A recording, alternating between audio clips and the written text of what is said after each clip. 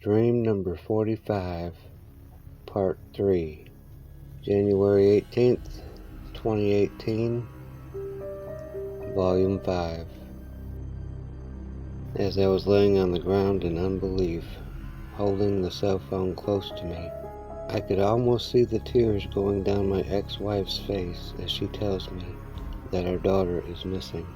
At the same time, I could see this picture being painted of my daughter as she says this. I was just so overwhelmed, I just hung up the phone. I then slowly lifted my head and I began to stare at the machine heavily. I slowly put my phone in my pocket. I then began to look around the room. I knew with the size of this warehouse there had to be something I could find. I can feel my frustrations getting heavier, and I began to find something I could use. As I walked down one of the hallways, I had noticed some pipes sticking out of the wall. I began to walk towards one of the pipes and began to pull the pipe from the wall until it broke. After pulling the pipe enough, the pipe broke and I was able to grab it. Holding one pipe in my hand, I ran back to where the machine was and walked slowly around it, holding the pipe firm, and with all my anger, I let the machine have it. I knew the only way to stop this thing was to do it my way.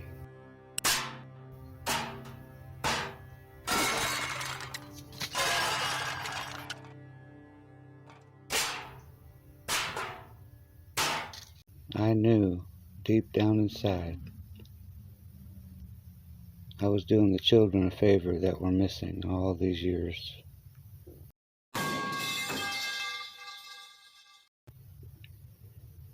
But I had felt so much better. This machine was the Twisted Artist.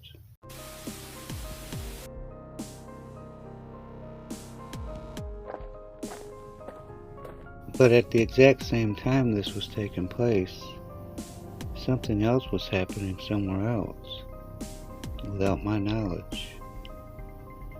Back at the headquarters at the police station, the same detective that I had talked to earlier that day had decided to review some footage that he had not yet seen. But what the footage had revealed could not be true. As the investigator sat back to watch the footage, he had noticed some unusual activity.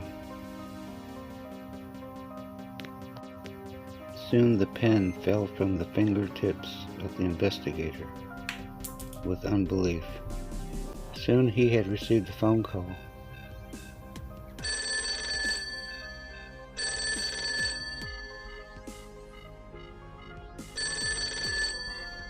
And the phone call was from me letting him know that I had found some stuff.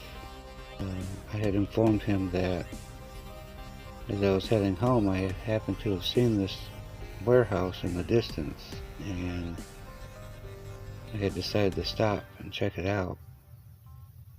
I had told him that I had found the machine and it's in pieces now.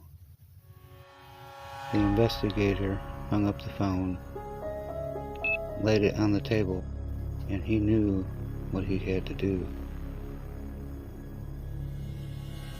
As he paused the TV that he was watching, it was me turning on the machine. That's what the investigator saw. And as I was destroying the machine, it was altering the footage to label me as the bad guy. Soon the investigator left the police station and headed towards the abandoned warehouse.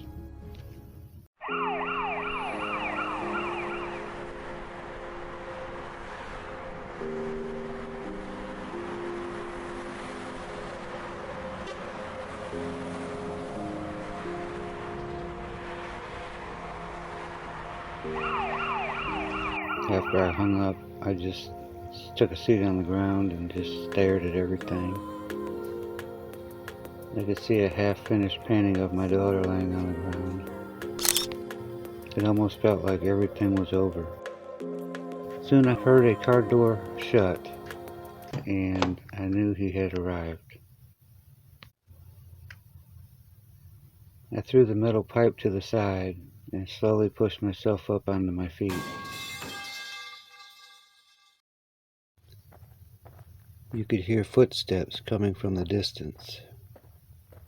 Soon I turned my head, and there he was, standing at the doorway. The detective had slowly walked in and paused. He was stunned by what he saw. All these paintings on the wall of his missing children through the years. Of all these missing children, he walked slowly up to the one that had a picture of his daughter. He took out his phone and snapped a picture of it.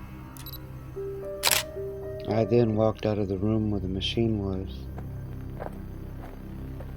And I told him, I said, "It's over."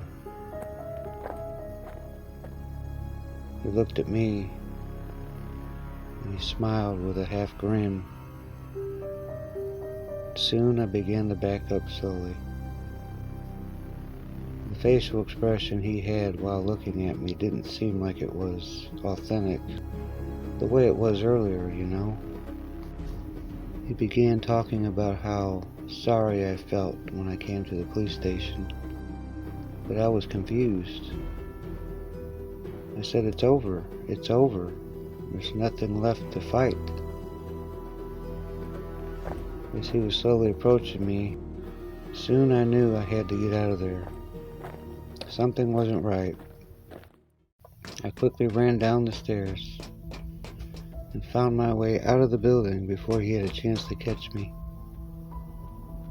I quickly jumped in my car and left.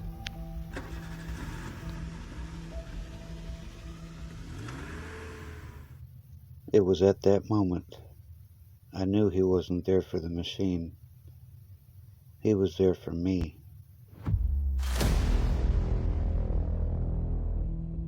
As I continued driving down the highway, I had a thought come to mind. What if the man who built the machine had a daughter of his own? What if something bad happened to her? Pinning the situation on others to make himself look better.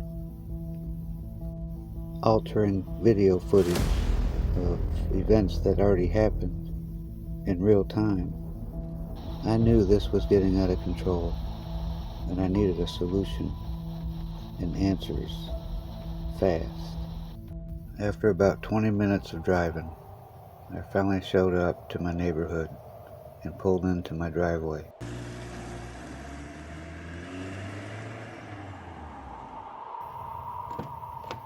I reached for my house keys and went inside. My dog came and began to jump on me, but we had no time to play. I had to go into the other room and turn on my laptop. Meanwhile, the detective had taken a few pictures and left. He decided to head back to the police station. Once the police officer had arrived and began his way in, he accidentally bumped into another police officer, and she told him that there was yet another missing child report. He then asked for more information, and he headed back into his office. Soon the detective had shut the door. He then sat down and turned on his computer. He took his phone and connected it so that he could upload his images. He kicked back and crossed his arms behind his head. Soon the images appeared, but something was wrong. His eyes got big and was flustered, not by what he saw, but by what he didn't see. In one photo, the machine wasn't even broke. In another photo, there was pieces of the machine nowhere to be seen. Like photos of the floor where there was pieces laying, they weren't there. And at that moment, he came to realize there was a supernatural force at hand. And Mr. Sean may have had nothing to do with this at all. The detective looked over his shoulder, and he knew that this would be something he'd want to keep on the low, because the situation is too big and dangerous for others to get involved. Slowly he shut down the computer and unhooked his phone. He then rested his head on his arm and tried to think this through. Meanwhile, I took the envelope that the detective gave me and took out the contents. There was a few pages of information that could hopefully get me some answers. Once I accessed the internet, I typed in the name of the designer who created the machine. I was already aware that he was involved in the dark arts. That wasn't really the answer I was looking for. Then I checked to see who put up the website, and I found out something interesting. And the name says Arista M. Norkelstra. I then looked back at the creator's name, and bam, she was a long relative of the very man who built the machine. I then checked to see if there was a way to get a hold of her, and I had noticed an email. I then began to think of all the events that had taken place up to this point. I had described everything I had seen and went through. Soon my dog came to me and jumped on my lap, and I realized he probably needed to go out. I got the leash and walked him out to the sidewalk. Yeah, he definitely needed to get out. Okay, right. Well, the other day, she was saying that, Bob...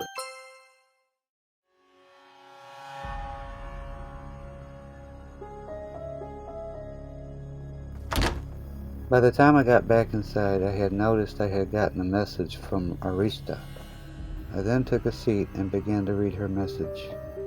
As I was reading her reply, she knew something was going on, but had no concrete information on exactly how. She replied that she had information that the internet did not have, and that she'd be happy to help out. And I would love to know more about the machine and the history of it. Soon we had begun discussing on meeting up and exchanging information.